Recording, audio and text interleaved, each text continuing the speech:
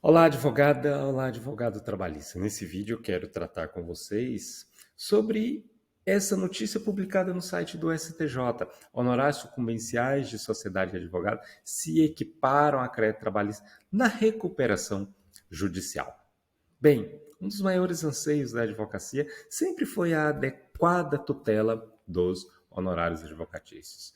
Primeiro, passando pela correta ou adequada fixação.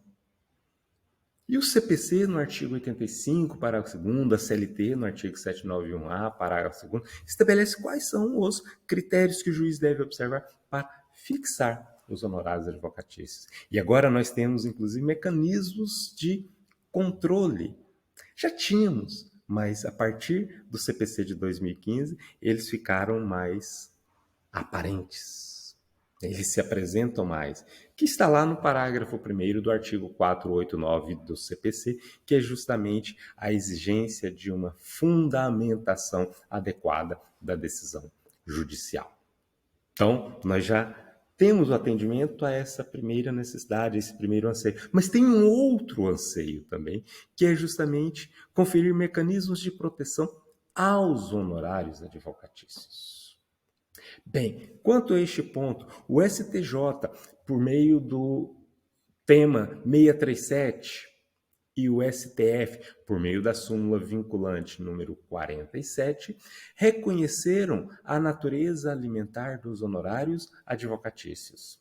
Daí, o CPC de 2015 positivou esta regra. Lá no artigo 85, parágrafo 14, falando o seguinte: os honorários advocatícios possuem natureza alimentar.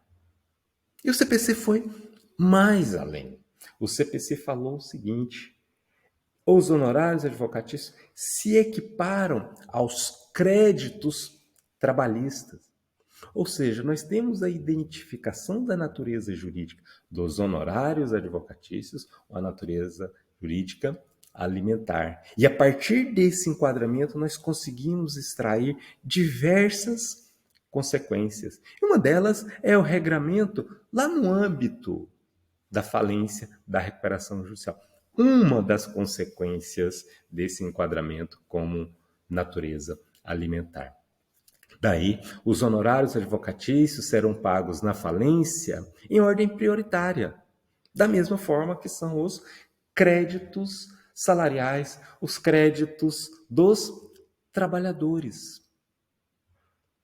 Da mesma forma, os honorários advocatícios contam lá na falência com a limitação a 150 salários mínimos para a sua quitação de forma prioritária. Né? E na recuperação judicial também se aplica essa mesma similitude, esse idêntico tratamento. Né? Os credores advocatícios, os advogados, participam do mesmo grupo, da mesma classe, para efeito de votação do plano de recuperação. Só que aqui nós temos uma particularidade. Não há limitação aos 150 salários mínimos, a não ser que o plano de recuperação assim o defina. Mas, caso não haja, o valor total. Bem, essa natureza alimentar é restrita apenas quando os honorários são devidos.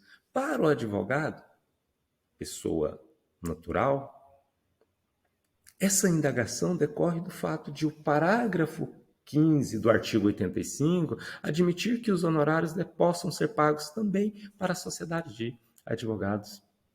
Né? Mas deixa eu falar uma coisa para vocês. A sociedade de advogados somente comporta em seu quadro advogados. Quando nós temos uma sociedade de advogados atuando no processo, quem atua efetivamente é o advogado integrante daquela sociedade. Ou seja, ainda que haja a constituição de uma sociedade de advogados, é o advogado em si que realiza o serviço advocatício. Daí é natural que aquela natureza jurídica alimentar também se transfira quando os honorários são devidos para a sociedade dos advogados. E foi exatamente isso que o STJ definiu agora, né? Honorários advocatícios devidos à sociedade de advogados seguem o mesmo tratamento se fosse devido ao advogado. Então, nós temos esse idêntico tratamento e o STJ me parece que definiu de uma forma adequada quanto a este tema. E, se me permitem, este é um dos diversos temas e que eu tratei na minha obra Honorários Advocatícios, Gratuidade da Justiça e Despesas Processuais, coincidentemente nessa mesma linha de entendimento do STJ. Então, eu convido você a adquirir a obra e, mais do que isso, eu convido você a podermos estudar, refletir sobre esses temas.